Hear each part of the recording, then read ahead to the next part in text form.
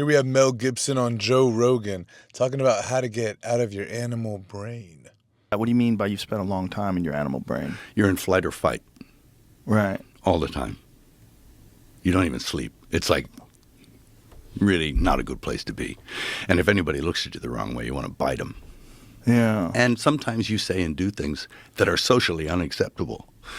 And, I went and got a brain scan by this guy called Daniel Amen, who's this brain guy. He's against all psych meds and stuff, but he thinks like, let me have a look at your brain. He looked at my brain and he was like, and he opens the file and I'm in there with the guy and he looks up, you've got the worst case of PTSD I've ever seen.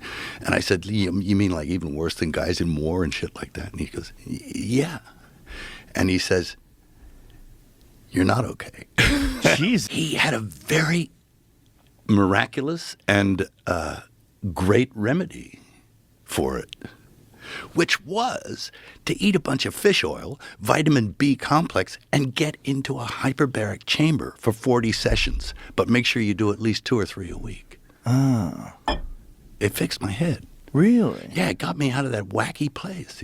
Pretty interesting. So if you're feeling a lot of fight or flight, a little bit of neuroticism potentially, then he's saying take some fish oils, take some vitamin B, then hop into a hyperbaric chamber, which a reminder is a chamber which increases the amount of oxygen in which you take.